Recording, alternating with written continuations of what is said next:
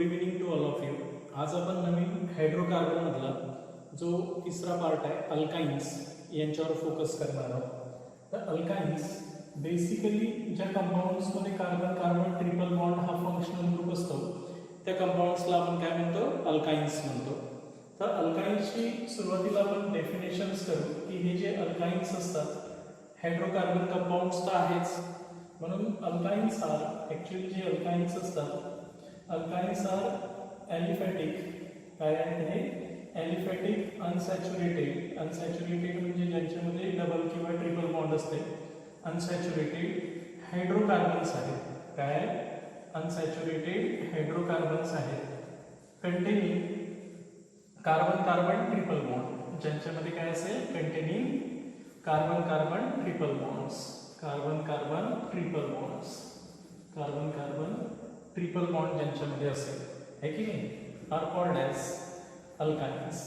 Triple bond are called alkynes. त्यांना आपण काय म्हणतो? अल्काइन्स म्हणतो. तर सिंपल आहे. अल्काइनचे डेफिनेशन्स वगैरे तर आपण त्यांच्या फॉर्म्युलावरच करणार आहोत. बघा, जर आपण इथे एक्झाम्पल घेतलं अल्काइन्सचं आहे ना, तर अल्काइन्समध्ये नॅचरली सर्वात छोटावाला जो कार्बन कार्बन ट्रिपल बॉन्डवाला कंपाऊंड आहे हा वाला. एक्झाम्पल फर्स्ट, आपण याला दोन कार्बन असल्यामुळे ATH ट्रिपल बॉन्ड असल्यामुळे YN इथाईन असं म्हणू. कॉमन नेममध्ये याला आपण ॲसिटिलीन म्हणत असतो.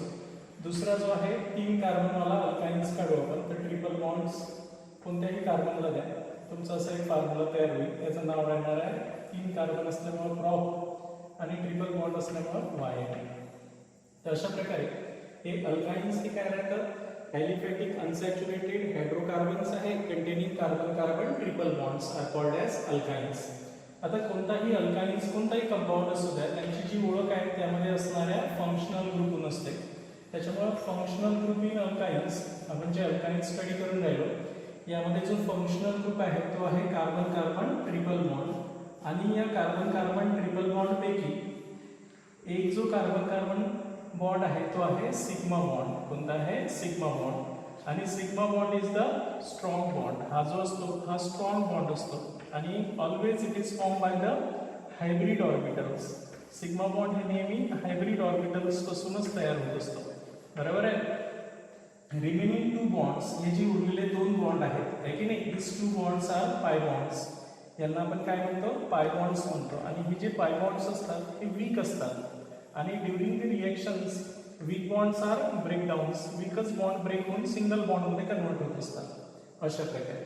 तर हे फंक्शनल ग्रुप आहे अल्काइन्समधला carbon carbon triple bond.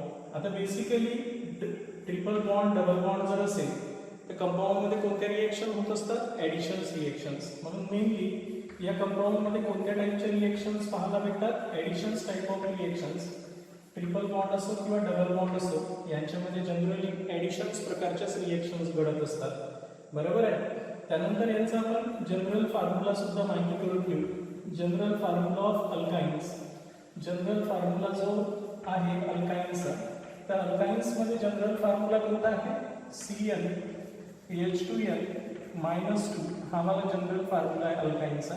Wear N stand for two carbon पासून हे स्टँड होईल आहे की नाही, कारण मिनिमम काय पाहिजे आपल्याला? टू कार्बन पाहिजे की ज्यांच्यामध्ये डबल ट्रिपल बॉन्ड तयार होईल. त्यामुळे जनरल फॉर्म्युला खूप महत्त्वाचा असतो आपल्यासाठी. आता जनरल फॉर्म्युला झाल्यानंतर आपण काय सांगत असतो? हायब्रिडायझेशन्स. काय पाहत असतो? Hybridisations and geometry of that compounds. Hybridisation आणि त्यांच्यामध्ये असणारी जॉमेट्री सांगतो. तर आपल्याला माहिती आहे की हे जे कार्बन कार्बन ट्रिपल बॉन्ड असते तर या कार्बन कार्बन ट्रिपल बॉन्डचा हायब्रिडायझेशन नेमकं कोणतं राहते? sp हायब्रिडायझेशन असते. sp हायब्रिडायझेशन असते. आणि sp हायब्रिडायझेशन जर असेल तर नॅचरली याची जॉमेट्री कशी राहणार आहे? लिनियर जॉमेट्री असते. म्हणजे हे लिनियर असतो आहे की नाही, आणि लिनियर जॉमेट्री असते. आणि यांच्यामधला बॉन्ड अँगल जो असतो तो बॉन्ड अँगल 180 डिग्रीचा बॉन्ड अँगल असणार आहे. हे जो बॉन्ड अँगल आहे तो 180 डिग्रीचा राहणार आहे. याचं जर आपण ऑर्बिटल पिक्चर काढलं तर आपल्याला क्लिअर होऊन जाईल की ॲक्च्युली हे हायब्रिडायझेशन्स कसं होते. तर आपण एक कार्बन जर काढतो आपण ट्रिपल बॉन्डमधला, बघा लक्षात ठेवायचं आहे. असंच मी दुसरा एक कार्बन काढतो इकडे ट्रिपल बॉन्डवाला. तर यांच्यामध्ये एक sp हायब्रिड ऑर्बिटल असेल या कार्बनची आणि हे एक sp हायब्रिड ऑर्बिटल, हे sp हायब्रिड ऑर्बिटल दुसऱ्या sp हायब्रिड ऑर्बिटल सोबत काय करेल, सिग्मा बॉन्ड तयार करेल. तर अशा प्रकारे हा sp आणि sp ऑर्बिटल मध्ये ओव्हरलॅपिंग होऊन एक सिग्मा बॉन्ड बनेल इथे, बघा लक्षात ठेवायचं आहे. आता या कार्बन पाशी दोन अनहायब्रिडाइज ऑर्बिटल असतात, एक p ऑर्बिटल दुसरी p ऑर्बिटल, अशी एक p ऑर्बिटल दुसरी एक p ऑर्बिटल. या दोन 2py आणि 2pz अशा एक अनहायब्रिडाइज ऑर्बिटल असतात ज्यांच्यामध्ये सिंगल इलेक्ट्रॉन्स आहेत. हे साइड वाईज ओव्हरलॅपिंग होईल, यांचं काय होईल, असं साइड वाईज ओव्हरलॅपिंग होईल आणि यांच्यापासून काय तयार होते, पाय बॉन्ड तयार होत असते. हे पुन्हा हायड्रोजन सोबत एक एक ओव्हरलॅपिंग करतात. तर अशा प्रकारे हे ऑर्बिटल पिक्चर आहे जे अल्काइन्स मध्ये तयार होणार आहे. बरोबर आहे, इथपर्यंत सर्वांच्या लक्षात आलं असेल. नॉमेनक्लेचर ऑफ अल्काइन्स समजून घेऊ, बघा लक्षात ठेवायचं. तर आता नॉमेनक्लेचर ऑफ अल्काइन्स मध्ये तर नॉमेनक्लेचर जेव्हा करणार आहोत, नॉमेनक्लेचर ऑफ अल्काइन्स, तर कोणत्याही कंपाऊंडचं नॉमेनक्लेचर करत असताना सर्वांना माहिती आहे की 2 टाईपची सिस्टीम असते, कॉमन नेम सिस्टीम आहे आणि दुसरी IUPAC नेम सिस्टीम. या दोन्ही सिस्टीमनुसार आपण नॉमेनक्लेचर करणार आहोत. International Union of Pure and Applied Chemistry अशी एक नॉमेनक्लेचरची सिस्टीम आहे. तर ह्या दोन्ही नॉमेनक्लेचरच्या सिस्टीमनुसार आपण अल्काइनचं नॉमेनक्लेचर करणार आहोत. आता जेव्हा आपण अल्काइनचं नॉमेनक्लेचर करू तर यावेळेस कॉमन नेम मध्ये हा जो ट्रिपल बॉन्ड आहे ना, या फंक्शनल ग्रुपला आपण काय म्हणत असतो, ऍसिडिटी म्हणत असतो कॉमन नेम मध्ये, लक्षात ठेवा. आणि याला जे अल्किल ग्रुप अटॅच असतात तर त्याला आपण पहिले नाव देत असतो. First name the alkyl group and then followed the word functional group as a acidity. आता हे अल्किल ग्रुप जर सेम अल्किल ग्रुप असेल, काय असेल, सेम अल्किल ग्रुप असेल तर नावाच्या समोर आपण काय करतो, डाय हा प्रिफिक्स वापरतो, डाय हा प्रिफिक्स वापरतो. आणि हे जर डिफरंट अल्किल ग्रुप असेल, काय असेल, डिफरंट अल्किल ग्रुप असेल तर नॅचरली डिफरंट अल्किल ग्रुप असेल तर आपण काय करत असतो, अल्फाबेटिकल ऑर्डरनं आपण यांना अरेंज करत असतो, अल्फाबेटिकल ऑर्डरनं अरेंज करत असतो. तर असं कॉमन नेम मध्ये first name the alkyl group and then followed the word functional group as a acetylene असं करत असतो. IUPAC नेम कशाच्या नावानं आणत असतो आपण, पॅरेंट अल्केनच्याच नावानं आणत असतो. शेवटचा ई काढणार आहोत आपण कशानं, YN. आणि म्हणून IUPAC name of alkynes is अल्काइनच येणार आहे. जसे आपण अल्केनला रूल वापरले होते नॉमेनक्लेचरसाठी, तेच रूल आपण यांच्यासाठी वापरू, कारण पॅरेंट कंपाऊंड आपण अल्केनच ठरवत असतो. तर त्याच्यामुळं सर्वात पहिले आपण यांचे फॉर्म्युले बनवू आणि यांना कॉमन नेम देऊ, ठीक आहे. तर फॉर्म्युले बनवण्यासाठी सर्वात महत्त्वाचा फॉर्म्युला कोणता असतो, जनरल फॉर्म्युला असतो. त्याच्यामुळे अल्काइनचा जनरल फॉर्म्युला काय आहे, CnH2n -2 हा अल्काइनचा जनरल फॉर्म्युला आहे. चला आता पहिला फॉर्म्युला घेऊ आपण, n = 2. याच्यामध्ये जर किंमत टाकली आपण तर C2H2 असा मॉलिक्युलर फॉर्म्युला बनतो. आता या मॉलिक्युलर फॉर्म्युल्यापासून आपण काय बनवत असतो, स्ट्रक्चरल फॉर्म्युला बनवत असतो. आता स्ट्रक्चरल फॉर्म्युला बनवण्यासाठी कार्बन कार्बनमध्ये ट्रिपल बॉन्ड तर येणारच आहे, 2 हायड्रोजन, एक हायड्रोजन याला भेटेल, एक हायड्रोजन याला भेटेल. तर याचं कॉमन नेम आपण काय म्हणणार आहोत, ऍसिटिलीन. ह्याला कॉमन नेम मध्ये ऍसिटिलीन म्हणू.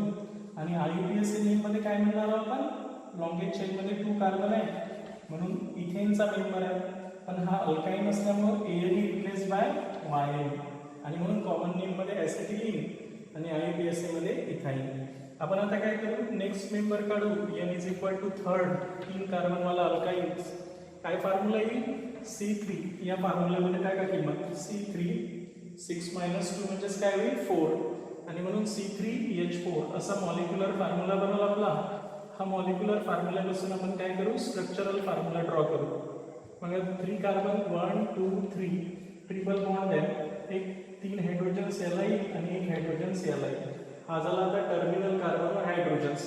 हा टर्मिनल अल्काइन्स आहे, बघा लक्षात ठेवायचं आहे. आता याचं कॉमन नेम देत असताना या फंक्शनल ग्रुपला ऍसिटिलीन म्हणणार आहोत आणि हा मिथिल ग्रुप आहे म्हणून कॉमन नेम मध्ये काय म्हणतात याला, मिथिल. आणि हा फंक्शनल ग्रुप कोणता आहे आपला, ऍसिटिलीन, म्हणून याचं नाव आहे मिथिल ऍसिटिलीन कॉमन नेम मध्ये. IUPAC नाव देत असताना आपण काय करणार आहोत, या कंपाऊंडला लॉंगेज चेन मध्ये 3 कार्बन आहे म्हणून कशाचा मेंबर आहे, प्रोपेनचा. ट्रिपल बॉन्ड असल्यामुळे YN. 1 नंबरला आहे, आपण दिलं काय नाही दिलं काय येणारच आहे तो 1 नंबरला, म्हणून प्रोपाइन हे त्याचा IUPAC नेहमी. आता नेक्स्ट n = 4 जर घेतले आपण तर नेक्स्ट मेंबर तयार होईल याचा, काय येणार आहे, C4. त्याच्यामुळे काय होणार आहे S6 असा मॉलिक्युलर फॉर्म्युला तयार होईल. आता या मॉलिक्युलर फॉर्म्युल्याला आपण स्ट्रक्चरल फॉर्म्युल्यामध्ये लिहू. आपल्यापाशी 1 2 3 4 कार्बन आहे, एक ट्रिपल बॉन्ड शेवटी द्या. 1 2 3 4 कार्बन आहे, ट्रिपल बॉन्ड मधात द्या. 1 2 3 आणि 4 ट्रिपल बॉन्ड इथे देऊ शकतो का? नाही. या कार्बनची व्हॅलेन्सी 5 होईल आणि 5 झाला तर तो फॉर्म्युला बनणार नाही आणि म्हणूनच आपला फॉर्म्युला हा वाला दोनच फॉर्म्युले बनतात. या मॉलिक्युलर फॉर्म्युल्यापासून दोनच स्ट्रक्चरल फॉर्म्युले बनतात. हा वाला फॉर्म्युला जो आहे CH3 CH2 CH CH3 CH3 हा टर्मिनल अल्काइन्स आहे, नॉन टर्मिनल अल्काइन्स आहे. आता बघा हे जे अल्काइन्स तयार झाले यांना कॉमन नेम आणि IUPAC नेम देऊ. हा वाला फॉर्म्युला थोडा खाली लिहितो मी. बघा लक्षात ठेवायचं आहे. 1 2 3 4 ट्रिपल बॉन्ड आहे ना. आता मी याला कॉमन नेम देणार. पहिल्यांदा कॉमन नेम मध्ये काय करतो, याला तर आपण ऍसिटिलीन म्हणणार आहोत. हे इथिल आहे म्हणून याचं कॉमन नेम येणार आहे इथिल ऍसिटिलीन असं कॉमन नेम येईल. IUPAC मध्ये काय करतो आपण, टोटल कार्बन किती आहे 4 असल्यामुळे कशाचा मेंबर ब्युटेनचा. ट्रिपल बॉन्ड असल्यामुळे कशाचा म्हणतो वायन. नंबरिंग द्या जिथून फंक्शनल ग्रुप काय येतो जवळ येतो. 1 नंबरला येते म्हणून ब्यूट 1 वायन हे त्याचं IUPAC नेम आहे. या कंपाऊंड मध्ये हा फंक्शनल ग्रुप म्हणजे ऍसिटिलीन, 2 मिथिल ग्रुप आहेत म्हणून कॉमन नेम मध्ये काय वापरसाल डाय. सारखे आहे म्हणून डाय वापरला. दोन्ही कोणते आहे मिथिल आणि म्हणून डायमिथिल आणि फंक्शनल ग्रुपला आपण काय म्हणणार आहोत ऍसिटिलीन म्हणून याचं नाव आहे डायमिथिल ऍसिटिलीन. IUPAC नेम काय देसाल, लॉंगेस्ट चेन मध्ये 4 कार्बन आहे म्हणून ब्यूटचा मेंबर. ट्रिपल बॉन्ड आहे म्हणून वायन. नंबरिंग द्या जिथून फंक्शनल ग्रुप काय येतो जवळ येतो. 2 नंबरला येते म्हणून ब्यूट 2 वायन ही त्याचा IUPAC नेम राहील. आता हे जे दोन्ही आहेत फर्स्ट आणि 2 this 2 are called as position isomers. यांना काय म्हणतो आपण पोझिशन आयसोमर्स म्हणतो. का बरं पोझिशन आयसोमर्स म्हटलं आपण यांना, दे हॅव सेम मॉलिक्युलर फॉर्म्युला. या दोघांचाही जो मॉलिक्युलर फॉर्म्युला आहे तो सेम आहे की नाही. आणि they have same carbon chain. Carbon chain ही कशी आहे यांची सेम कार्बन चेन आहे. कार्बन चेन सुद्धा सेम आहे की नाही. But they are differ in the position of functional group. Differing in position of functional group. Position जी आहे फंक्शनल ग्रुपची ती काय आहे डिफरंट आहे. एकदा 1 नंबरला डबल बॉन्ड आला, 3 नंबरला ट्रिपल बॉन्ड आला. एकदा 1 नंबरला ट्रिपल बॉन्ड आला, एकदा 2 नंबरला ट्रिपल बॉन्ड आला. म्हणून हे फंक्शनल ग्रुपनं डिफर आहे म्हणून आपण यांना काय म्हणत असतो फंक्शनल ग्रुपच्या पोझिशनला डिफर आहेत म्हणून आपण यांना काय म्हणत असतो पोझिशन आयसोमर्स म्हणत असतो. ठीक आहे. तर अशा प्रकारे हे 4 कार्बन पर्यंत झालं. आता 5 कार्बनला आपण अल्काइन्स घेऊ आणि त्यांचे फॉर्म्युले काढू आणि त्यांनाही कॉमन नेम आणि IUPAC नॉमेनक्लेचर घेऊ. बरोबर आहे. आता 5 कार्बनसाठी आपण n इज इक्वल टू काय घेणार आहोत 5 घेऊ. आता n इज इक्वल टू 5 जर घेतला आपण तर काय फॉर्म्युला येईल C5H 10 - 2 8 असा फॉर्म्युला येईल. आता यांचे आपण फॉर्म्युले बनवू अल्काइनचे. 1 2 3 4 5 ट्रिपल बॉन्ड शेवटी आणू. 1 2 3 4 5 ट्रिपल बॉन्ड मधात आणू. 1 2 3 4 आणि कार्बन ब्रँच आहे ट्रिपल बॉन्ड इथे आणू. इकडे आणता येणार नाही 5 कार्बन आहे त्याच्यामुळे असे 3 आयसोमर्स बनतील. हा वाला पहिला आयसोमर्स बनल बरोबर आहे. हा टर्मिनल अल्काइन्स झाला. हे वाला नॉन टर्मिनल अल्काइन्स होईल कारण इथे ट्रिपल बॉन्डला हायड्रोजन्स नाही आहे. आणि हा टर्मिनल अल्काइन्स राहील कारण इथे टर्मिनल या ट्रिपल बॉन्डला हायड्रोजन्स आहे. अशा प्रकारे म्हणजे 2 टर्मिनल अल्काइन्स आहेत, नॉन टर्मिनल अल्काइन्स तयार झाला. आता हे जे 3 कंपाऊंड्स तयार झाले यांचे पहिले कॉमन नेम आणि IUPAC नेम दिले. आता कॉमन नेम देत असताना मी सांगितलंय की ट्रिपल बॉन्डला आपण काय म्हणतो ऍसिटिलीन. हा वाला N प्रोपिल ग्रुप आहे म्हणून याचं नाव काय राहणार आहे N प्रोपिल ऍसिटिलीन हे कॉमन नेम राहील यांचं. बरोबर आहे.